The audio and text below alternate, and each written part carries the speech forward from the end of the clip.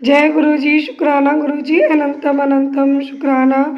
ओम नमः शिवाय, शिव जी सदा सहाय। ओम नमः शिवाय, गुरु जी सदा सहाय। संगत जी, आज की कथा प्रारंभ होने जा रही है। आप सभी बड़ी प्रेम भक्ति भाव पूर्वक आज की कथा का श्रवण करें। संगत जी, आज का जो अध्याय है उसमें मानसिक पूजा विधि का वर्णन श्रवण करेंगे और हम सब जानेंगे किस प्रकार मानसिक पूजा करने से भी हमारी पूजा सफल होती है और गुरु जी हमें कैसे ब्लेस करते हैं, कैसे भगवान शिव की कृपा प्राप्त होती है। हम भगवान शिव की कृपा मानसिक पूजा करके भी कैसे प्राप्त कर सकते हैं, तो आज के अध्याय में ये सब हम जानेंगे। संगत जी, शुरू करते हैं हम मंत्र जाप के साथ, गुरु जी की वंदना के साथ आज का अध्याय। संगत जी, इस अध्याय को अधिक से अधिक सभी संगत परिवार के साथ शेयर करें। शेयर करने से संगत जी आपके लिए 2 गुनी ब्लेसिंग्स प्राप्त होती है। तो चलिए शुरू करते हैं गुरु वंदना के साथ। गुरु ब्रह्मा गुरु विष्णु गुरुर्देवो महेश्वरा, गुरु साक्षात परब्रह्म तस्मै श्री गुरुवे नमः। ओम नमः शिवाय, शिव जी सदा सहाय। ओम नमः शिवाय, गुरु जी सदा सहाय। अंतर्याग अथवा मानसिक पूजा विधि का वर्णन। तंत्र श्री कृष्ण के पूजने पर नित्य नैमित्तिक कर्म तथा न्यास का वर्णन करने के पश्चात उपमन्यु बोले, अब मैं पूजा के विधान का संक्षेप से वर्णन करता हूँ। इसे शिव शास्त्र में शिव ने शिवा के प्रति कहा है। मनुष्य अग्निहोत्र पर्यंत अंतर्याग का अनुष्ठान करके पीछे बहिर्याग बाह्य पूजन करे। उसकी विधि इस प्रकार है। अंतर्याग में पहले पूजा द्रव्यों को मन से कल्पित और शुद्ध करके गणेश जी का विधि पूर्वक चिंतन एवं पूजन करे।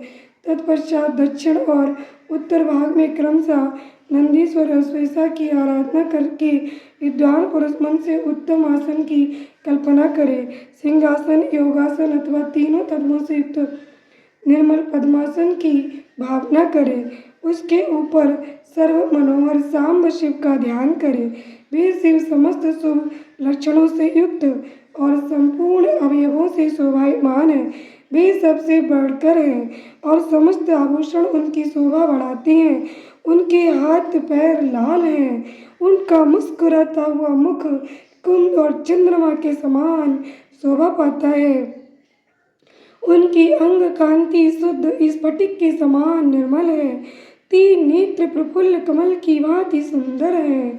4 भुजाएं, उत्तम अंग और मनोहर चंद्रकला का मुकुट धारण किए भगवान हर अपने 2 हाथों में वरद तथा अभय की मुद्रा धारण करते हैं और शेष 2 हाथों में मृग मुद्रा एवं टंक लिए हुए हैं। उनकी कलाई में सर्पों की माला कड़े का काम देती है।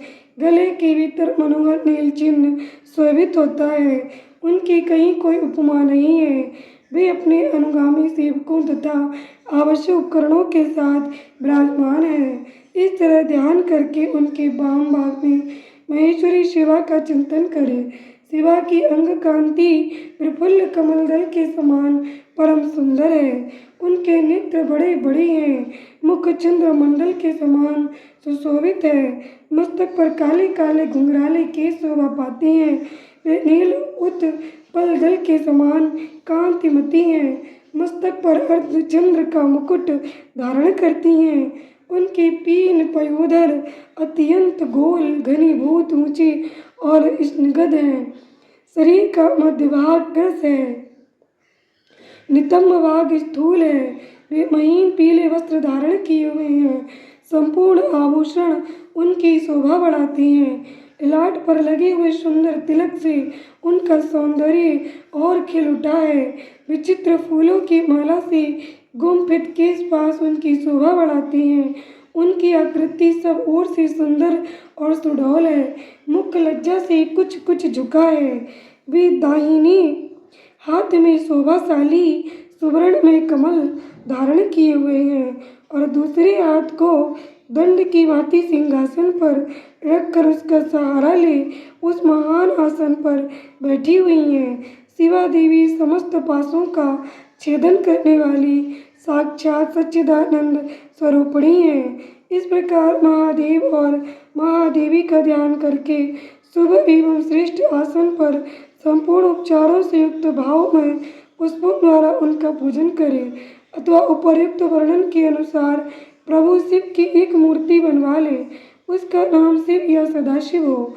दूसरी मूर्ति शिवा की होनी चाहिए। उसका नाम महेश्वरी षड वृष का अथवा सीकड़ हो।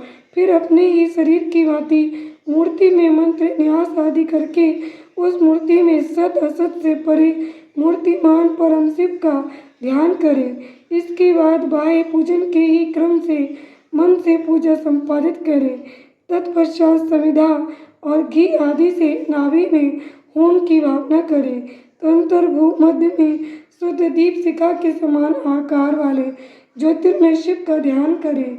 इस प्रकार अपने अंग में अथवा स्वतंत्र विग्रह में शिव ध्यान योग के द्वारा अग्नि में होम पर्यंत सारा पूजन करना चाहिए। ये विधि सर्वत्र ही समान है। इस तरह ध्यान में आराधना का सारा क्रम समाप्त करके महादेव जी का शिवलिंग में वेदी पर अथवा अग्नि में पूजन करें। जय गुरु जी, शुक्राना गुरु जी, अनंतम अनंतम शुक्राना। ओम नमः शिवाय, शिव जी सदा सहाय। ओम नमः शिवाय, गुरु जी सदा सहाय। संगत जी, आज का अध्याय यहीं पर संपूर्ण हुआ। संगत जी, आज हमने भगवान शिव और माता पार्वती की मानसिक पूजा किस प्रकार करनी चाहिए वो सब हमने जाना।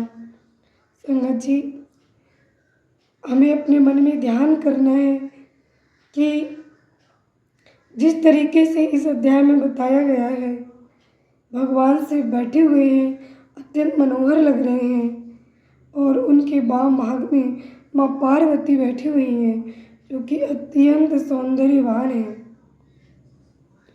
और हम उनके चरणों में फूल अर्पित कर रहे हैं, माला अर्पित कर रहे हैं, उनके मस्तक पर तिलक कर रहे हैं और उनको धूप दीप मिष्ठान से पूजन करके उन्हें प्रसन्न कर रहे हैं।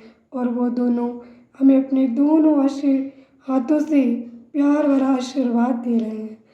जय गुरु जी, शुक्राना गुरु जी। आप और आपका परिवार सदा स्वस्थ सुखी समृद्ध रहे। उमा महेश्वर की कृपा सदैव आपके बच्चों पर, आपके परिवार पर बनी रहे। जय गुरु जी, शुक्राना गुरु जी।